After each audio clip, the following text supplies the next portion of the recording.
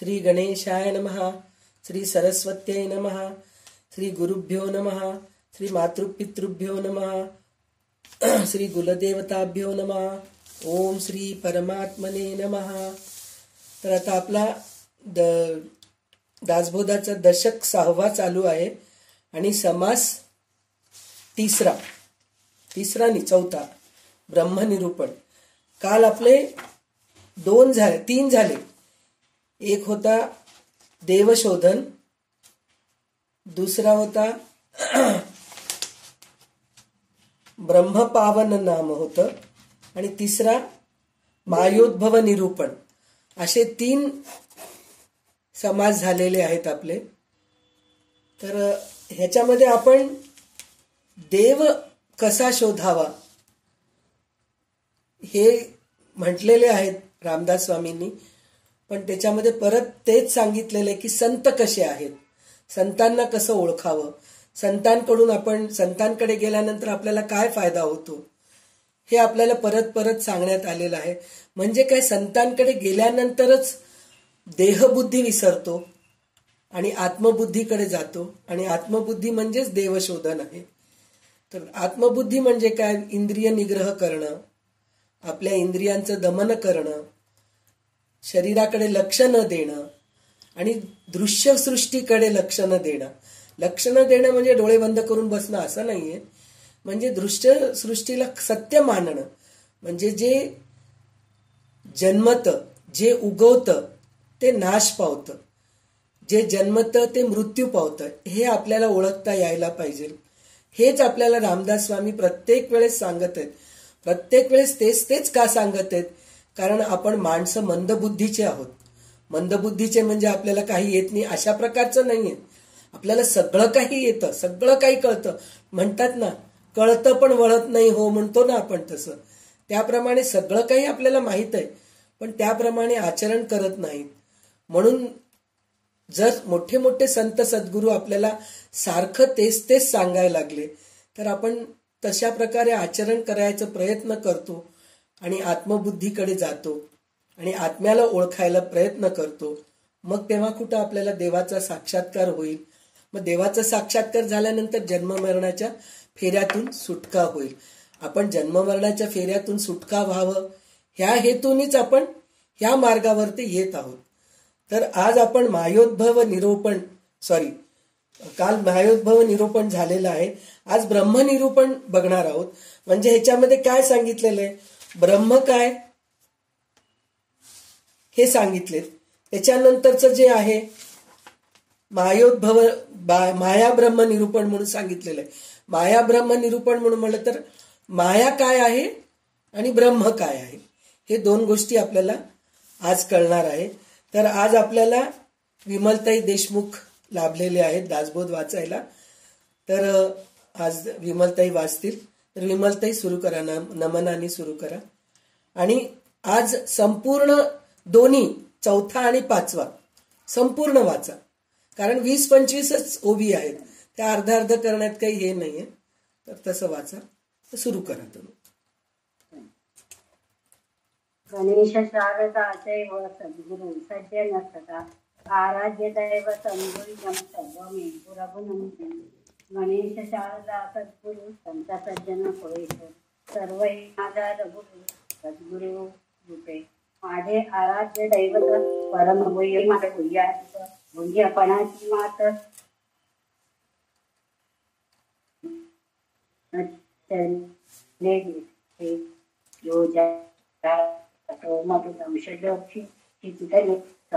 समोदयन सज्जना ग्रंथम योगचयांची पुण्यजनकम निदासबोधाविदम व्यक्तीच्या पठनेन सर्व दिवशां सांतापहारी सदा स्वयं मुक्तिकरक्षितौ विजयते अवसावे तुझ्या दासबोधासी बोध व्हावे पत्या परिपावसी प्रेम गासा महाराज या सद्गुरु रामदासा.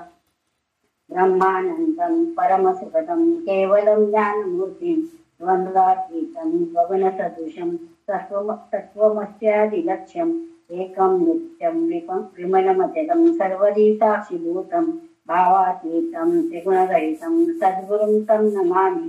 गुरुर्ब्रह्मा गुरुर्विष्णू गुरुर्देव महेश्वरः गुरुः साक्षात् परब्रह्म तस्मै श्री गुरुवे नमः।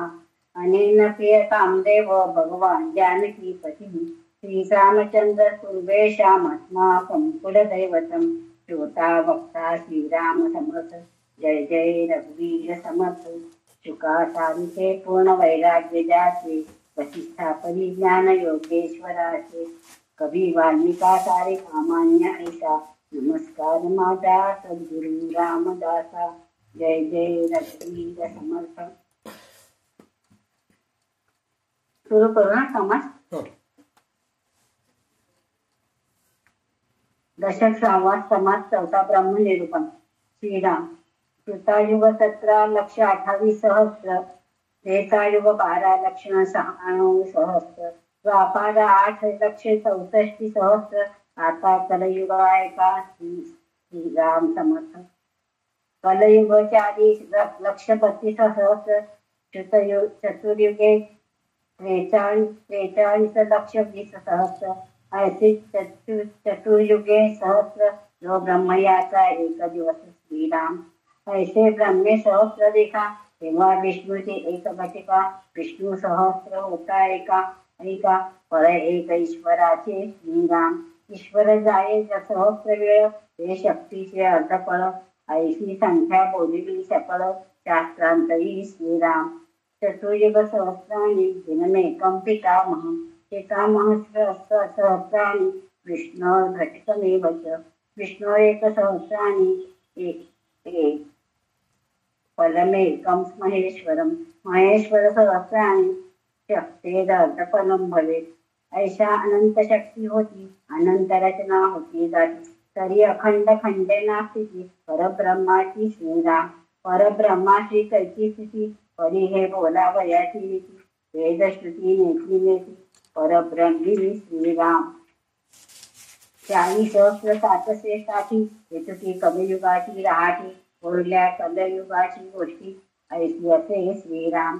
4,27,000 240 संवत्सर पुढे अन्योन्य वर्णसंकर होणार आहे श्रीराम।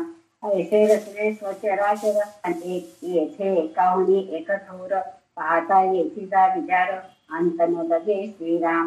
एक म्हणती विष्णू थोर एक म्हणती रुद्र थोर एक म्हणती शक्ती थोर कपळांमध्ये श्रीराम। ऐसे आतुला आले परी बोलती परंतु अव्यक्ती नासेल कल्पांती यदृष्टम ते नष्टम हे श्रुती बोलत ते श्रीराम। आपुला आली उपासना अभिमान लागला जना याचा निश्चय निवडेना साधे श्रीराम। साधे निश्चय करती एक आत्मा सर्वत्र व्यापक वेद हे अवघेची मालिक सचराचर श्रीराम। चित्री विहरी सेना त्यात कोण थोर कोण साना हे तुम्ही विचाराना आपुले ठावी श्रीराम। स्वप्नी उदंड देखिले लहान थोरही कल्पिले परंतु जागे जागिया झाले कैसे पहा श्रीराम। पाहता जागृतीचा विचार कोणी लहान कोण थोर त्याला उगाची विस्तार स्वप्नरचनेचा श्रीराम। अवघाची माईक विचार कैचे लहान कैचे थोर लहान थोराचा निर्धार जाणती ज्ञानी श्रीराम। जो जन्माशी येऊन गेला तो मी थोर मनसात नेला परी याचा विचार पाहिला पाहिजे तेची श्रीराम। जयाशी झाले आत्मज्ञान तेची थोर महाजन वेद शास्त्रे पुराण साधू संत बोलले श्रीराम। एवं सकळामध्ये थोर तो एकची परमेश्वर तयामध्ये हरिहर होती जाती श्रीराम। तो निर्गुण निराकार येथे नाही उत्पत्ती विस्तार स्थानमानाचा विचार ऐकले श्रीराम। नावरूप स्थान म्हणून हा तो अवघाचे अनुमान तथापि होईल निदान ब्रह्मप्रळयी श्रीराम। ब्रह्मप्रळय आवेगळे ब्रह्म नाव रूपा निराळे ब्रह्म कोणी एका काळे तैसे तैसे श्रीराम। कैसी ब्रह्म निरूपण जानसी ब्रह्म संपूर्ण त्याची जाणावे ब्राह्मण ब्रह्मविद श्रीराम। त्याची श्रीदास बोले गुरु शिष्य संवादे ब्रह्म निरूपण नाम समासता संपन्न। तर आता इथे ब्रह्मनिरूपण म्हणून सांगितलेलं आहे तर ब्रह्माबद्दल थोडंसं आपल्याला कल्पना दिलेली आहे. तर त्याच्यामध्ये त्यांनी ते कळण्यासाठी म्हणून ब्रह्मदिवसाचा दिवस ब्रह्माचा दिवस किती मोठा असतो ह्याची पण आपल्याला इथं कल्पना दिलेली आहे. तर त्याच्यामध्ये त्यांनी सांगितलेले 4 युग, कृतयुग, त्रेतायुग, द्वापार युग आणि आता कलियुग, ह्या 4 युगांचे दिवस किती आहेत हे आपल्याला सांगितलेले. हे आपल्याला पंचांग श्रवण करताना, पाडव्याच्या दिवशी आपण पंचांग श्रवण करतो ना, तर त्याच्यामध्ये ह्याची कल्पना दिलेली आहे. तर हे आपल्याला परत एकदा आपल्याला ऐकायला मिळते की कृतयुगाची 17,28,000 वर्षे आणि त्रेतायुगाची 12,96,000 वर्षे आणि द्वापार युगाची 8,64,000 वर्षे. आता कलियुगाची गणना ऐका म्हणून म्हणतात. कलियुगाची 4,32,000 वर्षे असतात. 4 युगाची मिळून एकंदरीत 43,32,000 वर्षे होतात. त्यात आपण जगतो किती? जास्तीत जास्त 100 ते 110 वर्ष. कारण 110 वर्ष म्हणायचं कारण काय म्हणून म्हणलं तर, परवा ते सीताराम बाबा म्हणून नर्मदा परिक्रमा करतो ना, तर त्यांचं दर्शन आम्ही तर सुरुवातीला त्यांचंच दर्शन घेतलं होतं नर्मदा परिक्रमा करताना. तर आत्ता ते ह्याची आनंदाची गोष्ट म्हणू नये, संत म्हणजे गेलेत म्हणून आनंद मानायचा नाही, पण ते जितके दिवस जगले ते परोपकारीच होते. सगळ्यांना खूप छान मार्गदर्शन करत होते. त्यांच्याकडून पुष्कळशा गोष्टी आपल्याला शिकायला मिळाले.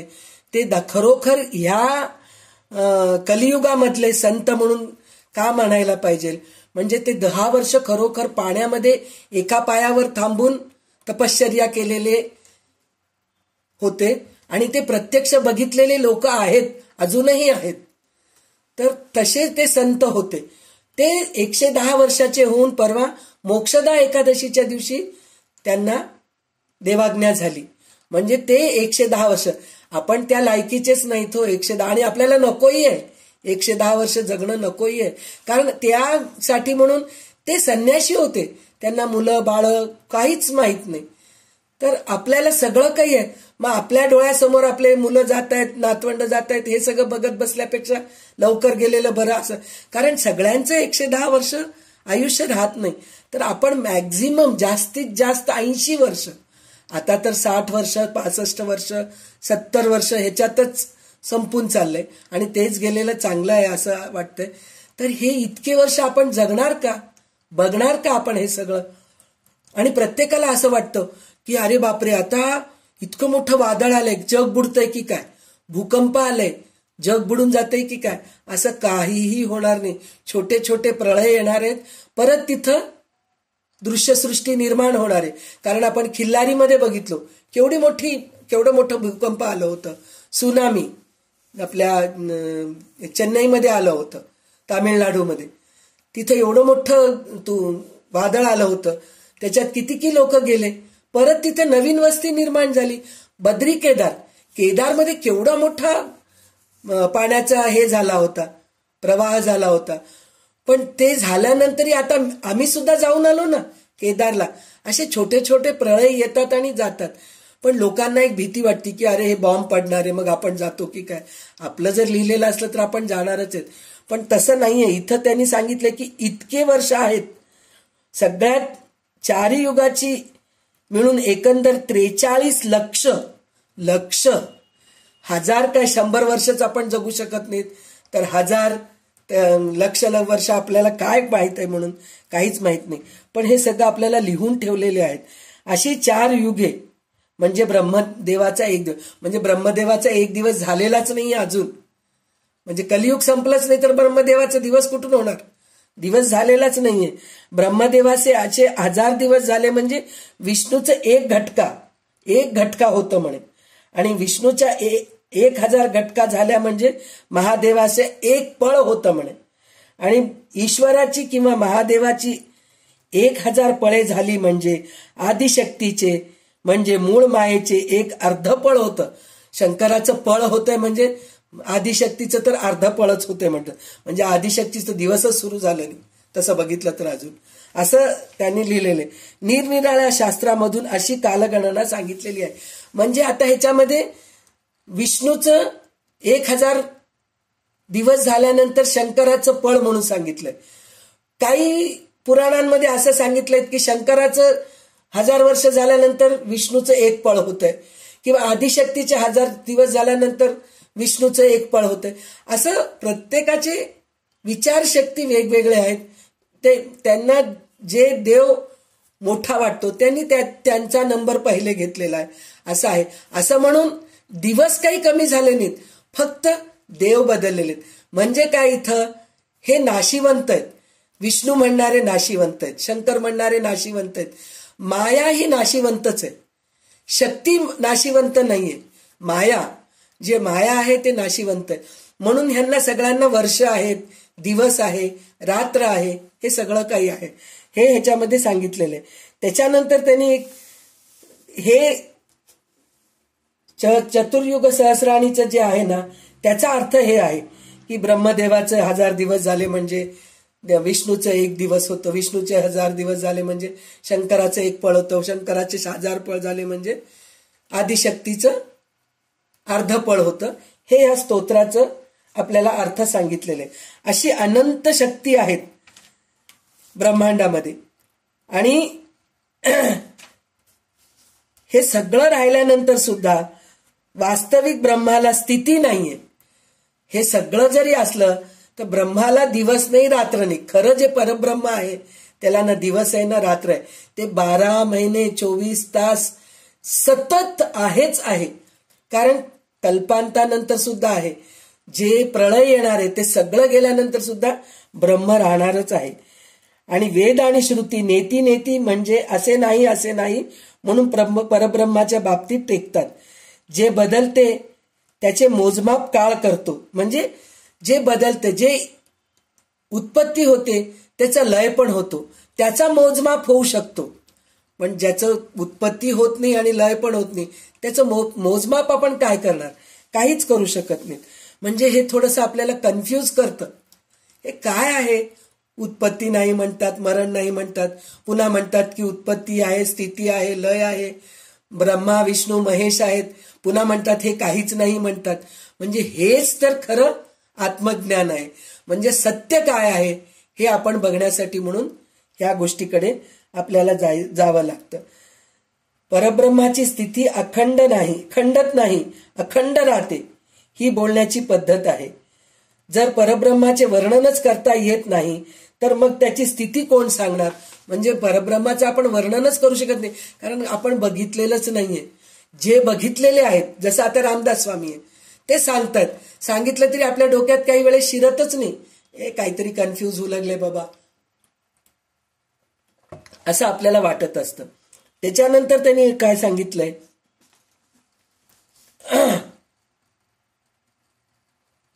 जे दिसते ते नाचते. त्याच्यामध्ये यदृष्टम तद नष्टम ही श्रुती बोलत असे. 11वी ओवी आहे. म्हणजे जे आपल्याला दिसतं ते नाचतं, जे उत्पत्ती होते त्याचा लय होतो, हे ते सांगितलेलं आहे. आणि त्याच्यामध्ये असं सांगितलंय, जो जी उपासना करतो तिचा त्याला अभिमान लागतो, पण खरा देव कोणता आहे फक्त साधू पुरुषच निश्चयाने ठरवतो. साधू पुरुष हे निश्चयाने ठरवतो. म्हणजे काही म्हणतात दत्त मोठा आहे, काही म्हणतात शंकर मोठा आहे, काही म्हणतात मारुती मोठा आहे, काही म्हणतात राम मोठा आहे, काही म्हणतात कृष्ण मोठा आहे. तर प्रत्येक जण आपल्या अनुभवाने. तर इथं शेवटी असं काय सांगितलेलं आहे, तुम्ही सगळं काही ऐका, सगळ्यांचे प्रवचन ऐका, सगळं काही करा, शेवटी तुमच्या मनाला कुठं शांती मिळते, तुमच्या मनाला कुठं समाधान मिळते, त्या गोष्टीकडे तुम्ही लक्ष द्या. म्हणजे तुमचा अनुभवच तुम्ही घ्या. स्वानुभव, स्वानंद. आपण दुसऱ्यामध्ये आनंद बघत राहतो, दुसऱ्यांचे अनुभव सांगा. हो तुमचे अनुभव, तुम्ही नर्मदा परिक्रमेला जाऊन आलात, काय काय झालं हो तिथं, तुमचे अनुभव सांगा हो. आपण दुसऱ्यांचे अनुभव ऐकत बसतो, दुसऱ्यांचा आनंद आपण ऐकायचं हे करतो, पण प्रत्यक्ष त्या गोष्टीचा आपण अनुभव घ्यायला पाहिजे. आपण तसं चिंतन करायला पाहिजे, आपण त्या स्थितीत जायला पाहिजे. आपण स्वतः नर्मदा परिक्रमा करून बघू ना, आपल्याला काय अनुभव येतं ते बघूया ना. ह्या जन्मी नाही, पुढच्या जन्मी प्रयत्न तर करायचंय आपल्याला. नर्मदा परिक्रमा करायचे, मानस सरोवरला जायचे, बद्री केदारला जायचे आपल्याला. म्हणजे हे कठीण कठीण जे गोष्टी आहेत ह्या सगळ्या गोष्टी, आणि हे सगळं करणं जरुरी आहे का? तुम्हीच म्हणताय ना, दासबोधामध्ये लिहिलेलं आहे, प्रत्येक ग्रंथामध्ये लिहिलेलं आहे. तीर्थयात्रा काय करत बसतात? घरी देवाचं नामस्मरण करा, तुम्हाला सगळं काही त्याचं पुण्य मिळतं. हे सत्य आहे, हे एकदम सत्य आहे. पण तुम्ही जे दुसऱ्यांना जाऊन विचारता ना की तुमचे अनुभव सांगा, मग त्यावेळेस त्यांचे अनुभव घेतल्यापेक्षा आपले अनुभव आपण घ्यायला पाहिजे. उलटा आपण असं करायला पाहिजे, त्यांचे अनुभव ऐकायलाच पाहिजे, ऐकू नये असं नाहीये. पण आपण घरी बसल्या बसल्याला आपल्याला काय अनुभव येतात त्याचा आपण अभ्यास करायला पाहिजे. मानस पूजा करतोय आपण, देवाची पूजा, प्रत्यक्ष सगुण देवाची पूजा करत आहोत. तर सगुण देवाची पूजा केल्यानंतर आपल्याला कशा प्रकारे समाधान मिळते, कशा प्रकारे आनंद मिळतो, ह्या गोष्टीचा आपण अनुभव घ्यायला पाहिजे. पण त्या गोष्टीचा अनुभव घेतच नाही. ते आपण काय म्हणतो, ते पीटी करतो, म्हणजे एक्सरसाइज करतो ना, 1 2 3 4 करून असं जे करतो की नाही, ते केल्यासारखं देवाची पूजा करतो. चला भरभर भरभर आंघोळ केलं, भरभर भरभर तोंडाने मंत्र म्हणलं, चला देवाला तिकडून काढलं, तामणामध्ये ठेवलं, पाणी घातलं, दूध घातलं, पुसलं, पुन्हा जागेवर ठेवलं, गंध अक्षता लावलं, जागेवर ठेवलं, फुलं वाहिलं, झालं, आरती केलं, दिवा लावून चला निघा आलो आपल्या ऑफिसला. ते तर करतो, करायला पाहिजे असं म्हणत नाही, करू नये असं म्हणत नाही. पण ते केल्यानंतर आपल्याला काय आनंद मिळतं ह्या गोष्टीचं आपल्याला लक्ष नाहीये. यंत्रवत करून टाकतो, भर भर भर भर भर भर करून टाक, झाली बाबा एकदाची देवाची पूजा झाली माझी. गीता म्हणायला रोज आपल्याला सांगितलंय, गीता म्हणायचं. चला एकदा पुस्तक घेतलं, भर भर भर भर भर भर गीता म्हणून टाकलं, संपलं. गीता म्हणतोय, गीता म्हणता म्हणता त्याच्यामधलं एक तरी स्तोत्र आपण त्याचा आनंद घ्यायला पाहिजे, त्याचा अर्थ कळून घ्यायला पाहिजे. तर तेव्हा कुठं आपल्याला स्वानंद मिळतो, स्वतःचे अनुभव मिळतात. पण त्या गोष्टीकडे आपण लक्षच देत नाही. हे अशा सगळ्या गोष्टी होतात. साधूचा असा दृढ निश्चय असतो की एक आत्मा तेवढा सर्व व्यापून आहे, तोच खरा देव आहे. बाकीचे सगळे चराचर विश्व मायेचा देखावा आहे. म्हणजे जे काही सर्वत्र पसरलेला आहे तो खरा परमात्मा आहे. याचं हे काय आहे, म्हणजे आपल्यामध्ये जे आहे ते समोरच्यामध्ये सुद्धा आहे. म्हणजे आपल्याला ज्या गोष्टीचा त्रास होतो, आपल्याला ज्या गोष्टीचा आनंद मिळतो, तेच आपण लोकांना द्यायचा प्रयत्न करायला पाहिजे. म्हणजे आपल्याला चराचरामध्ये ब्रह्म आहे हे कळायला लागतं. म्हणजे काय, ज्या गोष्टींनी आपल्याला त्रास होतो की नाही त्या गोष्टी आपण दुसऱ्यांना करायला जाऊ नये. आणि ज्या गोष्टींनी आपल्याला आनंद मिळतो ते आपण दुसऱ्यांना आनंद द्यायचा प्रयत्न करायला पाहिजे. याचा अर्थ असा नाही की मला दारू प्यायला आवडतं, मी समोरच्याला जाऊन दारू पाजवतो, हे असं नाहीये. ब्रह्मानंद, सगळ्यात आनंद जो असतो तो देवाच्या ध्यानात, ध्यान करण्यामध्ये, देवाच्या चिंतनामध्ये, चांगल्या गोष्टीच्या चिंतनामध्ये असतो. तेव्हा कुठं आपल्याला या सगळ्या गोष्टी दुसऱ्यांना जर करत गेलो तर आपलाही आनंद वाढतो आणि दुसऱ्यांनाही त्या गोष्टीचा आनंद मिळतो. म्हणून त्या गोष्टी आपण करायला पाहिजे असं म्हणून इथं आपल्याला रामदास स्वामी सांगत आहेत. आणि काही गोष्टी असं असतं, कोणचं गोष्ट खरं समजावं आपण असं म्हणून म्हणतो. तर ते कोणतं गोष्ट खरं समजावं, आपण स्वप्न बघतो, स्वप्नामध्ये बघितलेलं आपल्याला सगळं खरंच वाटतं. स्वप्नामध्ये आपण काश्मीरला गेलो, काश्मीरला जाऊन मस्त आपण बर्फामध्ये खेळतोय, मस्त आपण तिकडले सफरचंद खातोय, हे सगळं. पण स्वप्न जागा झालं की अरे हे सगळं खोटंच होतं असं असतं. तर हे दृश्यसृष्टी पण तसंच आहे. सगळं आपल्याला दिसत असतं, दिसत असल्यानंतर हे खरंच वाटतं आपल्याला, सगळं खरंच आहे. पण जेव्हा ते सगळं पुन्हा बुडून जातं, नाश होतं, अरे हे सगळं खोटंच होतंय, ते उत्पत्ती झाली आणि त्याचं लय पण होऊन गेलं, हे खोटंच आहे, हे आपल्याला नंतर कळायला लागतं. पण हे केव्हा कळतं, संत साधूंच्या सहवासात गेल्यानंतर आपल्याला हे कळतं. तर त्यांच्याकडे जाऊन ह्या सगळ्या गोष्टी आपण कळून घ्यायला पाहिजे असं म्हणून ते म्हणतायत. तर जो जन्मास येऊन मरण पावतो तो जन्म मरणाच्या चक्रात अडकलेला आहे असे समजावे. म्हणजे जो जन्माला येतो तो मरण पावतो. तर हे तर सगळेच आहेत. आता मी पण म्हणते, आमचे वाकणीस महाराज पण, माझे सद्गुरू सुद्धा जन्माला आले आणि गेले. तर हे काय, तर ते सुद्धा जन्म मरणाच्या चक्रात अडकतात असं म्हणून मला वाटत असेल. पण हे तसं नसतं. हे त्यांनी जन्माला येऊन एक सत्कर्म करायसाठी म्हणून ते जन्माला आलेले आणि त्यांच्या वाटेला जे कर्म दिलेले ते कर्म करून सत्कर्म करून ते लय पावलेले आणि लय पाहून आता ते स्वर्गस्थितीला गेलेले आहेत. स्वर्गस्थितीमध्ये जाऊन तिथं स्वर्गभोग घेतील. स्वर्गभोग घेऊन परत जन्मतील. जन्मही होईल त्यांचा, होत नाही असं मी म्हणत नाही, होईलही, संपलेलाही असेल त्यांचा. पण जरी ते जन्मले तरी पुन्हा सत्कर्म करण्यासाठीच ते जन्मतात. असे संत असतात. तर त्यांना जन्ममरणाच्या चक्रात अडकले असं म्हणून आपण समजायचं नाही. ते फक्त सत्कर्म करण्यासाठी त्यांच्या आयुष्यामध्ये आपण असं काही बघितलं का? म्हणजे माझ्या अनुभवाने मी म्हणते, त्यांच्या आयुष्यामध्ये काही असं बघितलं नाही की त्या एका गोष्टीमध्ये अडकलेले, मला हे आवडतंच, मी हे करणारच, मला हे पाहिजेच, असं ते कुठेही अडकलेले नव्हते. म्हणून ते जन्ममरणाच्या ह्याच्यातून सुटत नाहीत, सुटलेले जातात. असं असतं. जन्मास येऊन जो आत्मज्ञान करून घेतो तो मरत नसतो, तो अमर होतो. याचा अर्थ असा आहे. म्हणजे जो आत्मज्ञान घेतो, जो ज्ञानी असतो, ज्याला हे सगळं कळतं, ब्रह्म सत्य जगन मिथ्या हे कळतं, तो मरत नसतो. जरी मेला तरी तो अमर होतो. म्हणजे त्यांची ख्याती वर्षानुवर्ष सांगितले जातात. जसं रामदास स्वामी आहे, जसं ज्ञानेश्वर महाराज आहेत, एकनाथ महाराज आहेत, गजानन महाराज आहेत, परत आपले अक्कलकोट स्वामी महाराज आहेत, गोंदवले महाराज आहेत. हे गेले का हो? आपण म्हणतो ना, ते गेले असले तरी ते आपल्यामध्येच आहेत. आपल्यामध्येच आहेत असं कशाला म्हणतो? कारण त्यांची विद्या, त्यांचं ज्ञान ते आपल्यापर्यंत पोचतंय. ते कसं पोचतंय? दासबोधांनी पोचतंय आपल्याला. कुठं आपल्या ज्ञानेश्वरींनी पोचतंय. गोंदवले महाराजांचं रामनाम जपामध्ये आपल्यापर्यंत गोंदवले महाराज पोचतात. इथं आपल्यामध्ये रामदास स्वामी शेवटच्या दशकामध्ये, शेवटच्या समासामध्ये सांगितलेलेच आहेत की दासबोध ग्रंथामध्ये जर तुम्ही बघितला तर मी तुम्हाला सतत तुमच्या सोबत आहे, असं हे दासबोधाच्या ग्रंथामध्ये त्यांनी सांगून ठेवलेले.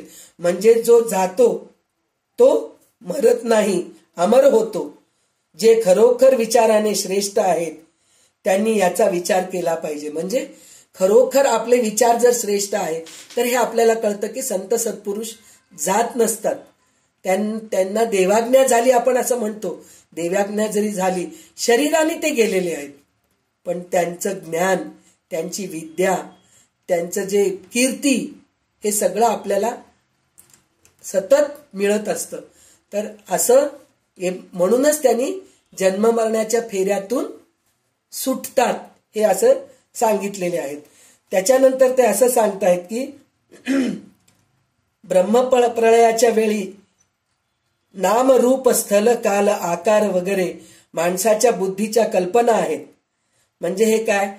स्थल आहे, जागा आहे, काल आहे, नाव आहे, आकार आहे, रूप आहे, हे सगळं कल्पना आहेत आपली.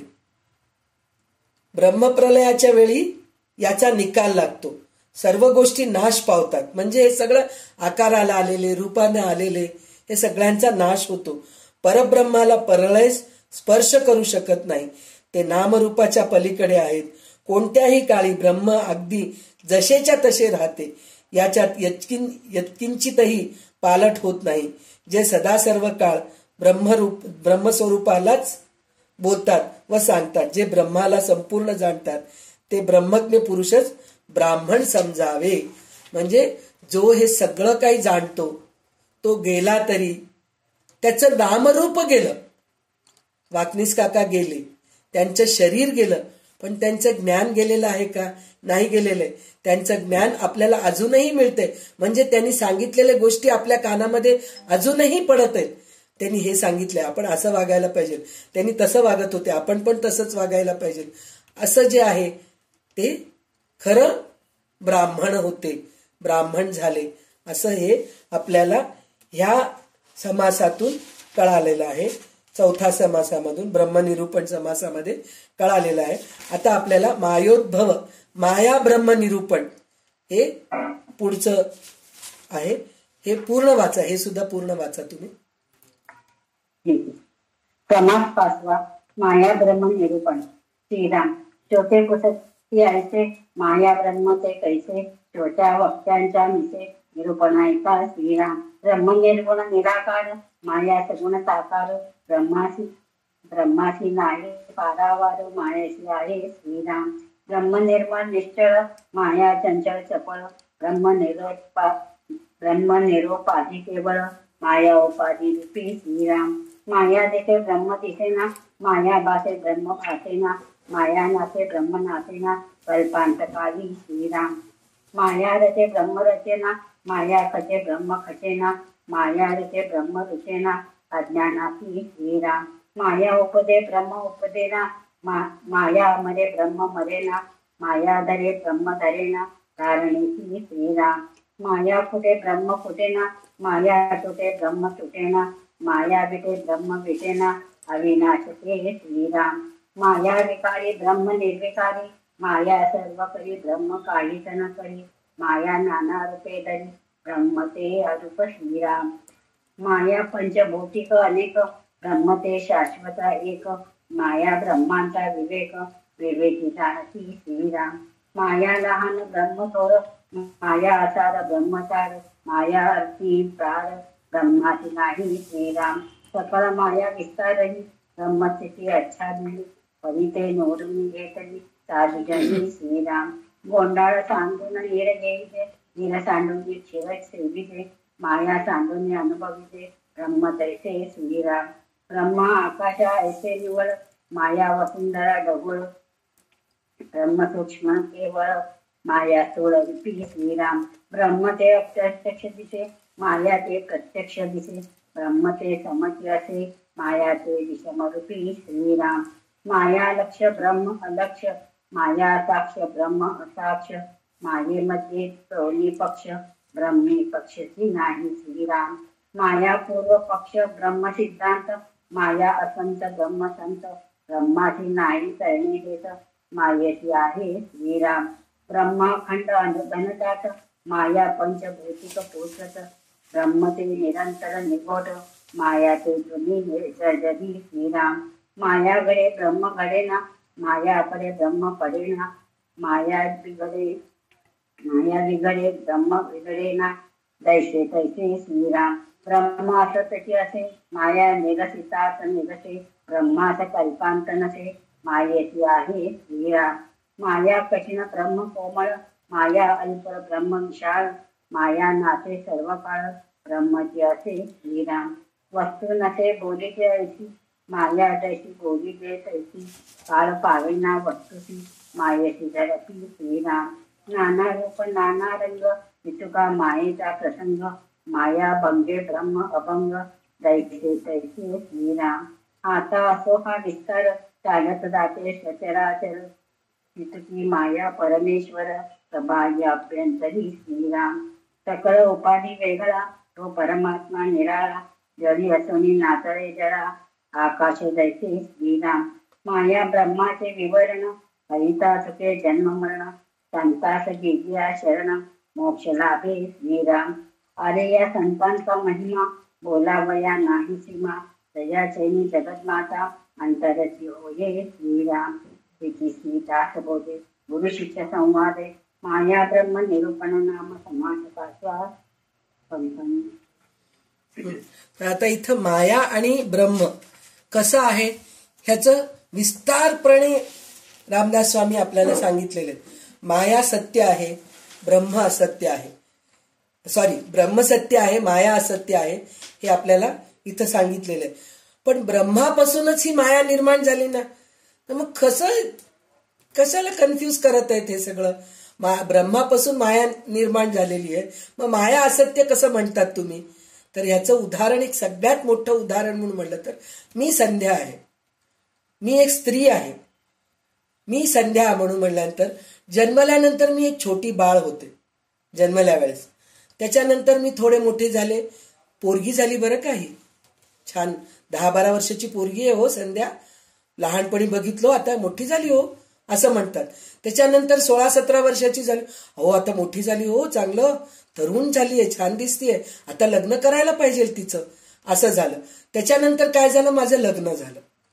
माझं लग्न झाल्यानंतर अहो तिला नवरा आहे, हो छान नवरा, तिचा नवरा खूप छान आहे. मग त्या नवऱ्याची ती काय झाली, पत्नी. म्हणजे हे काय, आपले रूप वेगवेगळे होत जातात.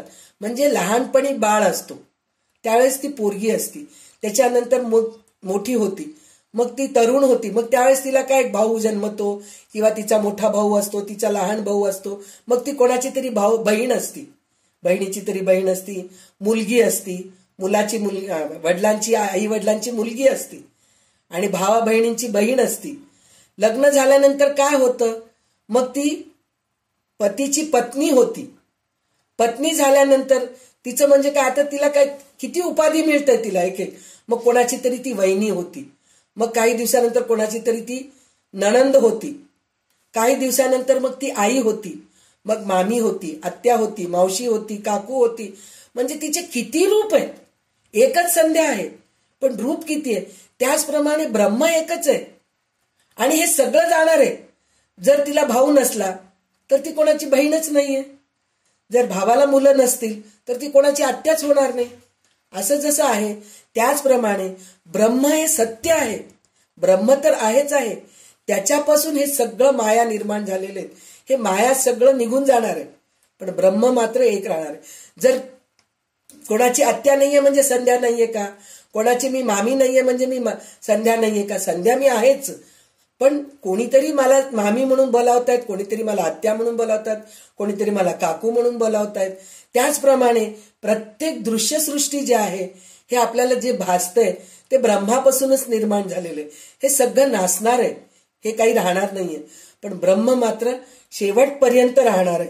तर त्याच्यामध्ये त्यांनी आता आपल्याला हे कळून घ्यायचं तेवढं जरुरी वाटत नाही, तरी पण काही गोष्टी असं सांगून पुढे आपण जाऊया.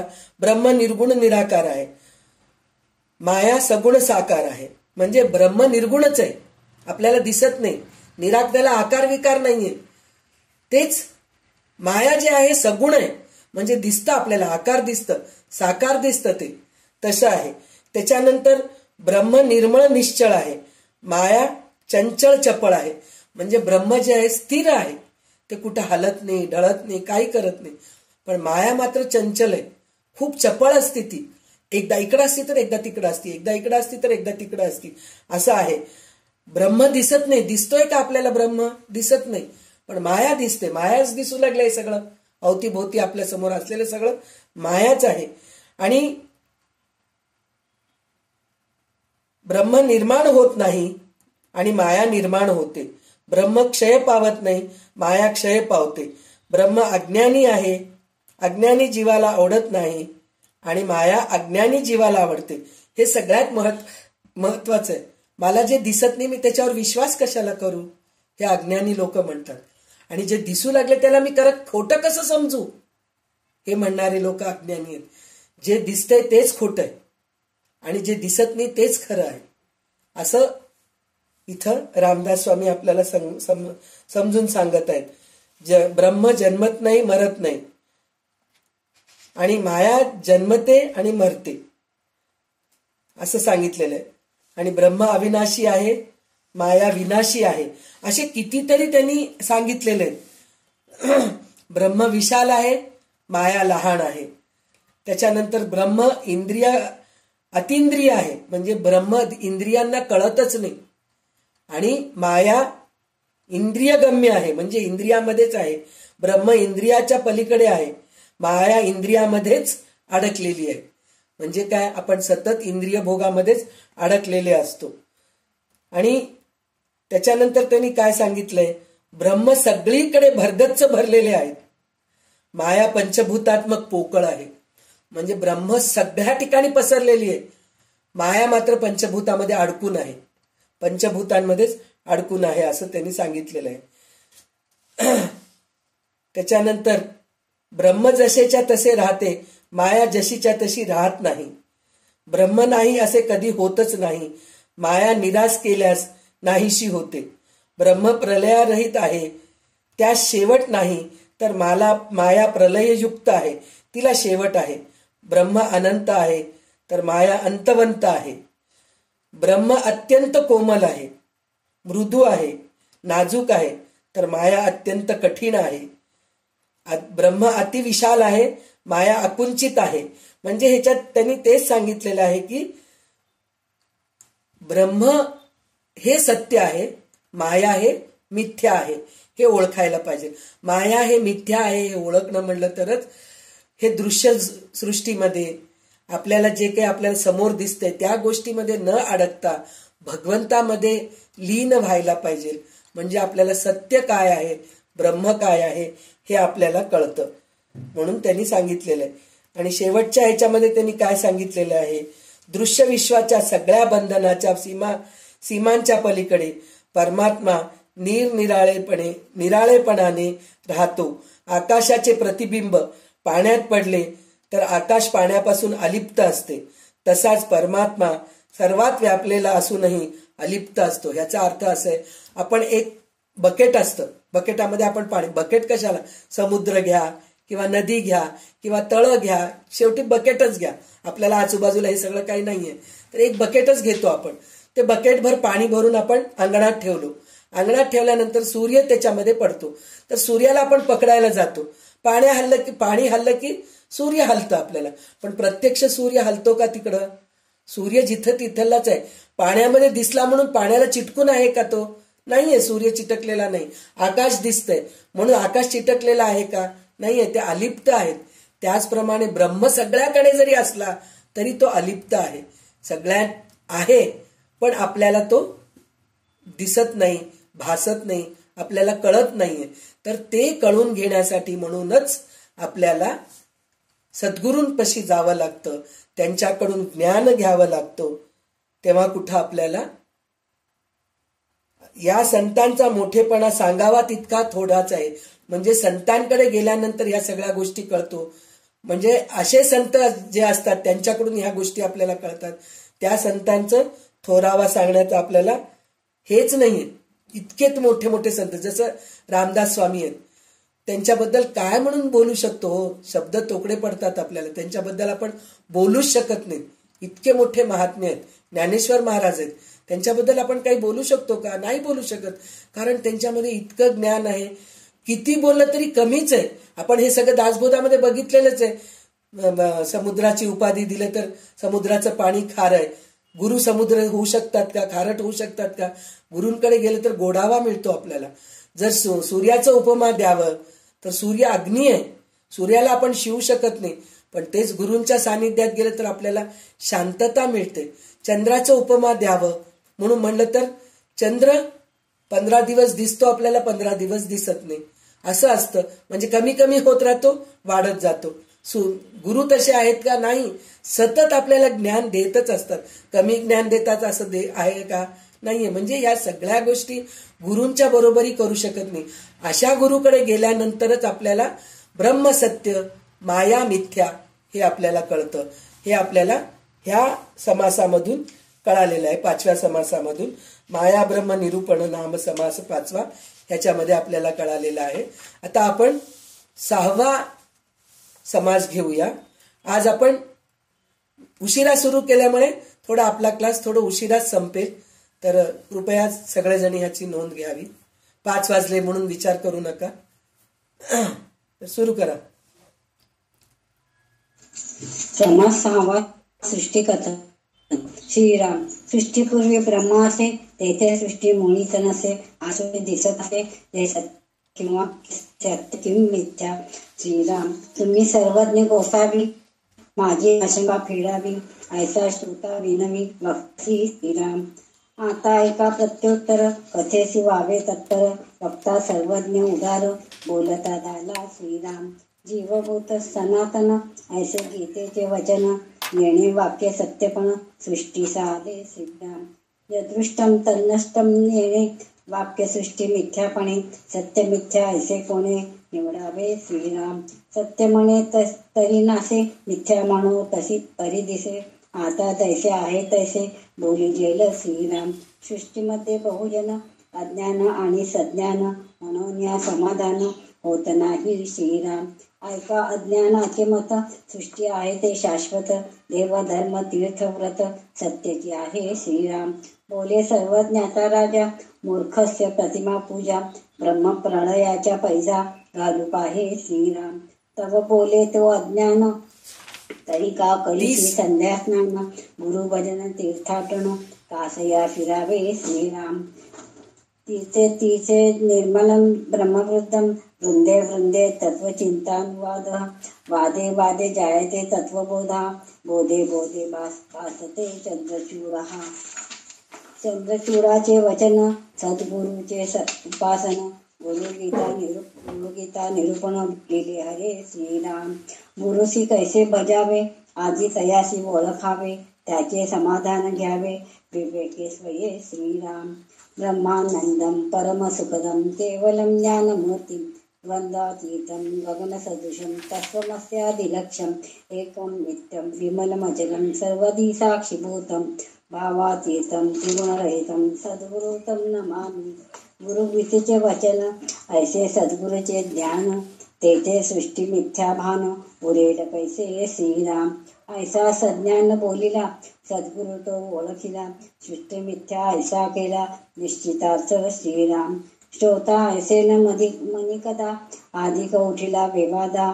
म्हणे कैसारे गोविंदा अज्ञान म्हणतोसी श्रीराम. जीवभूत सनातन ऐसे गीतेचे वचन. तयासी तू अज्ञान म्हणतोसी कैसा श्रीराम. ऐसा श्रोता आक्षेप करी विषादं बाणिला अंतरी. याचे प्रत्युत्तर चतुरी सावध परिसावे श्रीराम. गीतेस बोलिला गोविंद त्याचा न कळे तुझ भेद. म्हणून या व्यर्थ खेद पाहतोसी श्रीराम.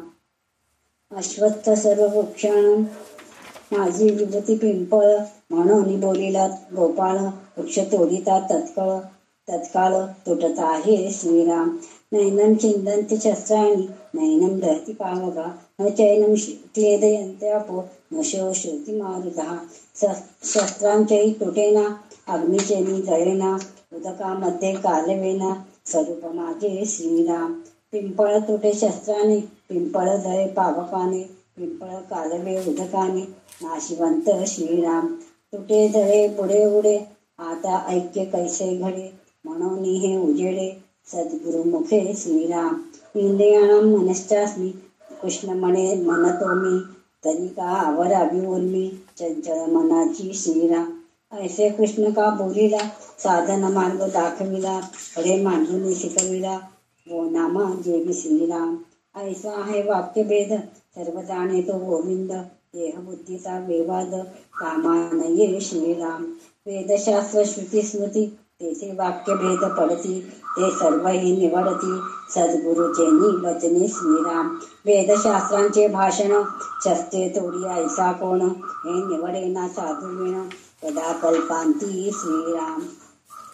पूर्वपक्ष आणि सिद्धांत शास्त्री बोलिला संकेत. याचा होय निश्चितार्थ साधुमुखे श्रीराम. 13 वादाची उत्तरे एकावने एक थोरे. बोलो दाता अपारे वेदशास्त्री श्रीराम. म्हणून वाद विवाद सांडू न कीजे संवाद. तेणे होय ब्रह्मानंद स्वानुभवे श्रीराम. एक कल्पनेचे पोटी होती जाती अनंत सृष्टी. या सृष्टींची गोष्टी साचकेवी श्रीराम. कल्पनेचा 30, 31 ओवी झाले ना. इथं 62 ओवीचा आहे. तर आपण 31 ओवीपर्यंत घेतलेला आहोत. तर इथं त्यांनी काय सांगितलेलं आहे. आतापर्यंत ब्रह्मसत्य जगन मिथ्या म्हणून सांगितलेलं आहे. तर तेच पुन्हा इथं आपल्याला सांगत आहेत. तर त्याच्यामध्ये त्यांनी काय म्हणतायत. तर यदृष्टम तद नष्टम म्हणजे जे दिसते ते नासते. या वचनाने जग खोटे ठरते. आता यामध्ये खरे खोटे कोणते ठरवायचं म्हणून म्हणलं तर जे दिसतंय ते नासतंय म्हणून म्हणतात. पण जग सत्य म्हणावे तर ते नाश पावते. म्हणून सत्य म्हणता येत नाही. म्हणजे जे दिसतंय ते नाश पावतंय. त्याला सत्य कसं म्हणावं ते जाणारच आहे. म्हणून त्याला सत्य म्हणणं बरोबर नाही म्हणतात. बरं ते खोटे म्हणावे तर ते प्रत्यक्ष दिसतंय आपल्याला. बरं त्याला आपण म्हणलो खोटं हे झाड खोटंय, हे घर खोटंय, हे गाडी खोटंय, हे माणूस खोटंय म्हणतोय. पण तो सत्य दिसतोय ना डोळ्यासमोर आपल्याला. त्याला खोटं कसं म्हणावं. म्हणून ते खोटं म्हणता येत नाही. यासाठी ते खरे जसे खरोखर आहे तसे आता सांगतो. म्हणजे हे ह्याचा आपल्याला उलगडा कसं होतं तर सद्गुरूंकडूनच होतं ह्या गोष्टीचा उलगडा. आता ते कसं म्हणून म्हटलंय तर जगामध्ये कितीतरी माणसे आहेत, त्यापैकी काही ज्ञानी तर काही अज्ञानी असतात. त्यांच्या मतांमध्ये फरक पडतो म्हणून समाधान होत नाही. प्रथम अज्ञानी काय ते सांगतो म्हणून म्हणतायत ते.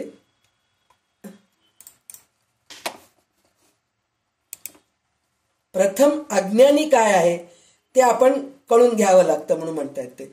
तर त्यांचं मत असं आहे की हे विश्व शाश्वत आहे. देव, धर्म, तीर्थ, व्रत हे सगळं सत्य आहे. यावर ज्ञानी म्हणतो की मूर्खस्य प्रतिमा पूजा, म्हणजे जो मूर्ख आहे तो प्रतिमा पूजा करतो. ह्या सगळ्या गोष्टी खोटं आहे म्हणून म्हणतो. म्हणजे मूर्ख किंवा अज्ञानी आहेत त्यांच्यासाठी मूर्ती पूजा असते. या विश्वाचा प्रलय झाला जरी ते जे जसेच्या तसे शिल्लक उरते ते ब्रह्म आहे. स्वानुभवाच्या या ज्ञानावर तो पैज मारण्यास तयार असतो. म्हणजे जो ज्ञानी असतो तो म्हणतो मी तुम्हाला खरं काय आहे मी पटवून देतो, पण तितकं आपल्यामध्ये पेशन्स राहायला पाहिजे. पेशन्स राहायला पाहिजे म्हणजे काय, आपल्याला तितके हे पाहिजे, ऐकून घ्यायची शक्ती पाहिजे आपल्याला. आपण थोडं ऐकतो, 2 तास आपण दासबोध ऐकलो, 2 तास आपण भगवद्गीता खूप ऐकलो बाबा आज. आणि जर समजा आता उदाहरणच आहे, आपण गीता जयंतीच्या दिवशी मी 3दा वाचले हो, गीता जयंतीच्या दिवशी भगवद्गीता मी 4दा वाचले, मी 2दा वाचले, मी 18 अध्याय पहिल्यांदा एका दिवशी पूर्ण वाचले. दिवस पूर्ण त्याच्यातच गेलो हो. आपलं एक दिवस आपलं त्याच्यामध्ये गेलं की आपल्याला असं वाटतं की अबा मी किती केले, किती साधना केले असं आपल्याला असं वाटत असतं. पण ते असं होत नसतं. तर ह्याच्या अगोदर पण आपण उदाहरण ऐकलेलेच आहोत. 1 डिग्री डॉक्टरची म्हणा पदवी मिळवायची, आपल्याला वकिली करायचंय, इंजिनिअरिंग करायचंय, तर आपल्याला 25 वर्ष घालवावी लागतात. तर जगमिथ्या आणि ब्रह्मसत्य हे कळून घेणं म्हणजे 1 तासात 1 दिवसात कळतं का हो? नाही कळत. त्याच्यासाठी म्हणून आपल्याला पुष्कळ साधना उपासना करावं लागतं. त्याच्यासाठी म्हणून आपल्याला सद्गुरूंकडे जावं लागतं. सद्गुरूंकडे गेल्यानंतरच आपल्याला हे काय आहे ते कळतं आणि तेव्हा ते सांगितलेलं आपल्याला कळायला लागतं. आपण गेलो ऐकलो तर आपल्या डोक्यात काही शिरत नाही. म्हणलंय ना आपण मंदबुद्धीचेच आहोत. आपल्याला पटकन डोक्यामध्ये शिरायसारखे आपण नाही आहेत. 1000 वेळेस ऐकलं तरी आपल्या डोक्यात शिरत नाही. तर एकदा ऐकून आपल्याला काय शिरणार आहे?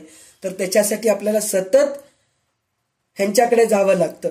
तर काही अज्ञानी म्हणतात मग हे सगळं जग मिथ्या आहे, तर मग तू संध्या स्नान कशाला करतोस, गुरुभजन कशाला करतोस, तीर्थयात्रा कशाला करतोस म्हणून त्यांनी विचारतात. तर त्यावेळेस सद्गुरूंकडे या प्रश्नाला ज्ञानी उत्तर कसं देतात की हे शंकर सांगतायत म्हणतात. म्हणजे भगवान शिवच गुरुगीता सांगितलेले आहेत. तर ते म्हणतात गुरुचे भजन कसे करावे याचे उत्तर असे आहे. म्हणजे गुरुकडे जा, तू गुरुकडे गेलं तर हे सगळं तुला कळतं. पण ते गुरु कसा राहायला पाहिजे तर त्याच्यामध्ये मी नेहमी उदाहरण देते. तर रामदास स्वामी पण तेच सांगितलेले आहेत. ब्रह्मानंदम परमसुखदम केवलम ज्ञानमूर्तीम द्वंद्वातीतम गगनसदृशम तत्वमस्यादिलक्ष्यम एकम नित्यम विमलमचलम सर्वधी साक्षीभूतम भावातीतम त्रिगुणरहितम सद्गुरुं तम नमामि. असे गुरु पाहिजे. म्हणजे ब्रह्मानंदम, सतत आनंदात राहतात. ब्रह्मानंद म्हणजे त्यांना कोणत्या गोष्टीचं दुःखच नाहीये, आनंदच, आनंदी आनंद चोहीकडे. म्हणजे कसं, आता परत तेच उदाहरण, आपल्याला थंडी असलं तरी त्रास होत नाही त्यांना. आपल्याला थोडं थंडी झालं उडू स्वेटर घालूत बाबा, चला ब्लँकेट घेऊन झोपूत, आज ब्लँकेट घेऊन झोपा वाटू लागले बाबा किती थंडी आहे, असं काही क्लास नको काही नको, आपण मस्त झोपून राहू हे आपल्याला वाटतं. गरमी झाली एसी लावा बाबा, फार गरमी व्हायला लागले. पण ह्या सद्गुरूंना थंडी ऊन पाऊस कशाचंही काही देणं घेणं नसतं. ते सतत आनंदी राहतात. त्यांच्या अंगावर पाऊस पडू लागला तरी त्यांना कळत नाही. त्यांच्या अंगा उन्हाने पोळत असतं तरी त्यांचं लक्ष राहत नाही.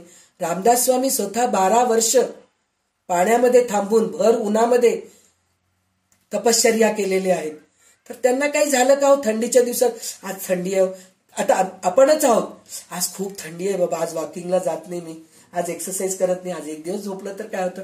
आणि त्यातल्या त्यात अजून एक आपल्या आठवड्यामध्ये रविवारी सुट्टी हो वॉकिंगला आणि योगाला, आम्ही मस्त झोपतो पाय एक दिवस. पण संत सद्गुरू तसे नसतात. सतत आनंदात, थंडी राहो, ऊन राहो, पाऊस राहो, ते ब्रह्मानंद आहे. त्याच्यानंतर परमसुखदम म्हणजे सगळ्यामध्ये आनंद मानणारे आहेत ते, म्हणजे जे सुख मानणारे आहेत. म्हणजे खायला मिळालं तर काय, नाही मिळालं तर काय, पोळी मिळालं तर काय, भात मिळालं तर काय, या कोणत्याही गोष्टीचं त्यांच्याकडे लक्ष राहत नाही. केवलम ज्ञानमूर्ती, त्यांच्यामध्ये ज्ञान भरून राहतं, भरून उतू जातं, इतकं त्यांच्याजवळ ज्ञान आहे, असे ते ज्ञानी असतात. द्वंद्वातीतम म्हणजे त्यांच्यामध्ये द्वंद्व नाहीच आहे, तू आणि मी हे नाहीच आहे, सगळं काही परमेश्वर आहे, सगळं काही त्याच्याकडूनच मला मिळतंय आणि मी आणि तो वेगळा नाहीच आहे, असं त्यांचं असतं. द्वंद्वातीतम.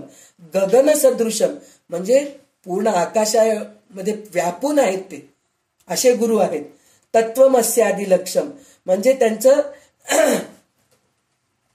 तत्वमसी ते तू ब्रह्मा आहेस असं त्यांचं त्या या अनुभवाला पोचलेले असतात. म्हणजे देव आणि मी, तिथं द्वंद्वातीत म्हणलं तरच ते अर्थ आहे.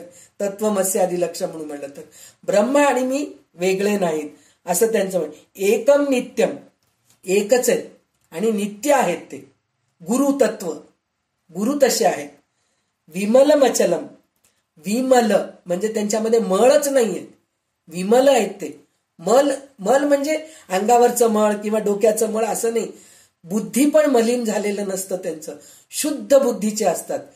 आणि विमलम अचलम, अचलम म्हणजे चंचल वृत्ती नाहीये, आता हे करू का ते करू का, हे बरोबर आहे का ते बरोबर आहे का, तसं त्यांचं चंचल मन नाहीये. एकम नित्यम विमलम अचलम सर्वधी साक्षीभूतम, सगळ्या ठिकाणी ते साक्षीभूतानी, ज्याचं आता आपल्याला रामदास स्वामी सांगितलेत, सगळ्या ठिकाणी ब्रह्म पसरलेलं आहे, आपल्याला दिसत नाहीये, तसं ते सर्वधी साक्षीभूतम आहेत. भावातीतम आपल्या भावाच्या पलीकडे येते. भावातीतम. त्रिगुणरहितम, त्रिगुणरहित म्हणजे त्रिगुणरहित म्हणजे काय, त्रिगुण कोणचे, सत्व रज तम, ह्याच्यात अतीत आहेत ते, त्रिगुणरहितम आहेत ते. सद्गुरुम तम नमामी, असल्या सद्गुरूंना जाऊन तुम्ही नमस्कार करा, असल्या सद्गुरूंकडे जाऊन तुम्ही ज्ञान घ्या, असं आपल्याला रामदास स्वामी सांगत आहेत. तर हे तेव्हा काय होतं त्यांच्याकडे गेल्यानंतर, तर ते म्हणतात की गुरुगीतेचे वचन आहे, त्यामध्ये अशा प्रकारे हे गुरुगीतामध्ये आहे श्लोक, ब्रह्मानंदम परमसुखदम जे आहे ते गुरुगीतेचे वचन आहेत, त्यामध्ये अशा प्रकारचे सद्गुरूचे स्वरूप वर्णन केले आहे. त्या स्वरूपाचे ध्यान लागल्यानंतर सर्व दृश्य मावळते, मग तेथे हे विश्व आहे व ते मिथ्या आहे अशी जाणीव उरत नाही. म्हणजे हे विश्व पूर्ण मिथ्या आहे हे आपल्याला कळून चुकतं. त्याच्यानंतर याप्रमाणे ज्ञानी असे म्हणतो की आधी सद्गुरू शोधावा, त्याला ओळखावा, म्हणजे त्याच्या संगतीत व उपदेशाने हे विश्व मिथ्या आहे असं निश्चित अर्थ हृदयात ठासतो म्हणून सांगितलंय. आणि ह्याच्यानंतर अजून एक गोष्ट असं आहे की जीवभूत सनातन म्हणून सांगितलं आहे. तर त्याचं आपल्याला जीवभूत सनातना हे गीतेमध्ये येतं. तर ममैवांशो 15वा अध्याय आहे आपलं, 15वा अध्यायामधला 7वा श्लोक गीतेचा. ममैवांशो जीवलोके जीवभूत सनातना मनःषष्टानि इंद्रियाणी प्रकृती स्थानी कर्षती म्हणून सांगितलेलं आहे. म्हणजे या देहात असणारा सनातन जीवात्मा माझाच अंश आहे. म्हणजे प्रत्येकाच्या देहामध्ये जो जीवात्मा आहे तो माझाच अंश आहे आणि तोच अंश म्हणजेच माणूस किंवा साधक प्रकृतीत असलेल्या मनाला आणि 5ही इंद्रियांना आकर्षित करतो. म्हणजे 5ही इंद्रियांना आकर्षित करतो म्हणजे त्यांना कंट्रोलमध्ये ठेवतो असं असतं म्हणून सांगितलेलं आहे. तर त्याच्यानंतर त्यांनी काय सांगितलंय, म्हणजे प्रत्येकामध्ये मी आहे, म्हणजे प्रत्येकामध्ये माणसामध्ये, प्राणीमध्ये, वृक्षामध्ये, नदीमध्ये, समुद्रामध्ये, डोंगरामध्ये, सगळ्यामध्ये मीच आहे असं त्यांनी सांगितलेलं आहे. त्याच्यानंतर त्यांनी अश्वत्थ सर्व वृक्षाणाम हे आपल्याला 15व्या अध्यायामध्येच विभूती पादयोगामध्ये विभूतीमध्ये येतं, 10व्या अध्यायामध्ये येतं. अश्वत्थ वृक्षामध्ये मी आहे म्हणून, म्हणजे पिंपळामध्ये मी आहे. तर आता इथं पुन्हा आपल्याला ते डाऊट येतं, अज्ञानी ना आपण. पिंपळ वृक्ष तर तुटणारा आहे, जळणारा आहे, भिजणारा आहे, हे सगळं आहे. त्याच्यामध्ये पण भगवंत आहे आणि पुन्हा माणसामध्ये पण आहे. पुन्हा मी चळत नाही, नैनम छिंदंती शस्त्राणी नैनम दहती पावक, म्हणजे मी जळत नाही, मी तळत नाही असंही म्हणतात. हे काय कन्फ्यूज करतायत भगवंत. एकदा म्हणतात की मी कुठे माझं काही हे होत नाही, मी जळत नाही, ढळत नाही, तळत नाही असं सगळं म्हणतायत. पुन्हा म्हणतात मी पिंपळाचं वृक्ष आहे, मी माणसामध्ये, माणूस मरतो, पिंपळाचं वृक्ष तुटतं, हे सगळं आहे. हे काय आहे म्हणून असं माणसाला, अज्ञानी माणसाला हे मिळतं. तर तेव्हा काय म्हणतात, इंद्रियाना मनश्चास्मी, म्हणजे माणसाचे मन ते मीच आहे. हे जर खरे आहे तर मनाच्या चंचल उर्मी आपण का आवराव्यात. जर माणसाचं इंद्रियांना चलनवळण देणारा देव आहे तर मग तोच आवरेल ना, मी कशाला आवरत बसू. देवच म्हणेल ना की आता तू खाऊ नको असं म्हणून देव म्हणेल, मग मी कशाला त्याच्यासाठी प्रयत्न करू असं अज्ञानी लोक म्हणतात. पण नाही, अभ्यास आहे योग म्हणून जे सांगितलेलं आहे, तू अभ्यास करत जा तेव्हा कुठं तू कंट्रोलमध्ये येतोस. म्हणजे प्रत्येक गोष्टीचं प्रॅक्टिस करायला पाहिजे, अभ्यास करायला पाहिजे, तेव्हा कुठं आपण ह्याच्यामध्ये खरं काय खोटं काय हे आपल्याला कळतं असं म्हणून म्हणतायत. तर ह्याच्यामध्ये श्रीकृष्ण असे बोलले याचे कारण असं की, म्हणजे असं म्हणतो ना आपण की कृष्ण असं बोलले एकदा हे आहे एकदा ते आहे म्हणून, तर मग हे खरं कसं समजावं. तर ह्याच्यामध्ये त्यांनी एक उदाहरण असं दिलेलं आहे, लहान मुलाला खडे मांडून ओनामा शिकवतो तशातलाच प्रकार आहे. म्हणजे आपण गणपतीचं गुळाचं गणपती करतो, पुन्हा त्याच गुळाच्या गणपतीमधलं थोडं गुळ काढतो आणि गणपतीला नैवेद्य दाखवतो, तशाच प्रकारे हे आहे. त्याचप्रमाणे अज्ञानी माणसे मन दृश्य जगात रमते, त्या जगातील वस्तू घेऊनच परमात्म चिंतन कसे करावे हे विभूती रूपाने कृष्ण दाखवलेले आहेत. म्हणजे 10व्या अध्यायामध्ये श्रीकृष्ण सांगितलेले आहेत कोणत्या विभूतीमध्ये मी आहे. म्हणजे आता सर्पामध्ये मी कोण आहे, आणि परत नक्षत्रामध्ये चंद्रामध्ये मी आहे, परत नारद ऋषीमध्ये मी आहे, परत कपिल ऋषी मध्ये मी आहे. असं कितीतरी विभूती आपल्याला भगवंत सांगून ठेवलेले आहेत. तर त्यात म्हणजे आपल्याला कसं असतं, दृश्य वस्तूंनीच आपल्याला अदृश्य काय हे कळून घ्यावं लागतं, नाहीतर आपल्याला कळत नाही.